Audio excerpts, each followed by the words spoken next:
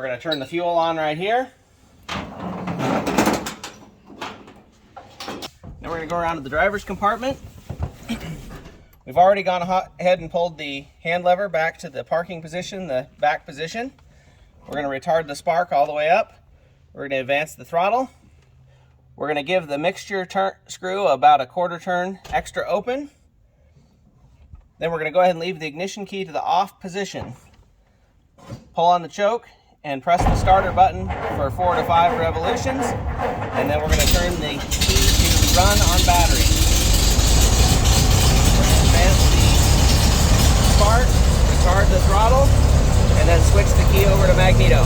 You can see the engine picked up as soon as it went over to magneto.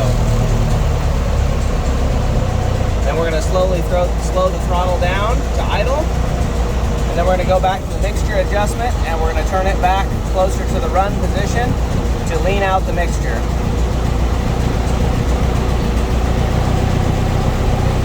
Probably somewhere right about there. We'll leave it there for a minute. So we'll open the garage door and let's go for a drive.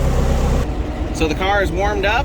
We've got it running on magneto. It's idling very nicely. We're going to go ahead and put our foot on the left pedal, the clutch pedal, or as I always call it, the high and low speed selector pedal. We're going to hold it in the center position in neutral, place our foot on the brake just to be safe, and release the hand lever all the way forward. We have the Ruxtol 2-speed shifter in low all the way back. And we're going to give it a little bit of throttle, and we're going to push the low pedal all the way to the floor. And here we go. We'll get out of the driveway here to where the show was, and we'll go ahead and turn. We'll accelerate a little bit. We're going to relax the left pedal slightly, and we're going to go ahead and put the Ruxtol all the way forward. That's second gear. Now we're going to let our foot off of the clutch pedal all the way, and as we do that, we're going to return the Ruxtol selector back to the rearward position. Now we're in third gear.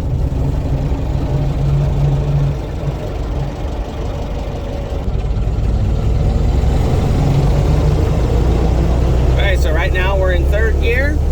So that's forward high on the pedal and Ruxtol low. We're going to retard the throttle just a little bit, and we're going to press just very lightly on the clutch pedal.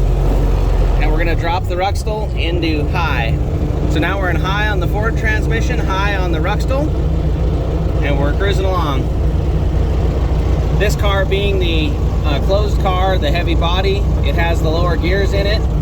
So 25 to 35 miles an hour is about the maximum you really should be driving it. As always with a Model T, you should never exceed about 35 miles an hour, and you should never exceed 1,500 revolutions per minute on the engine.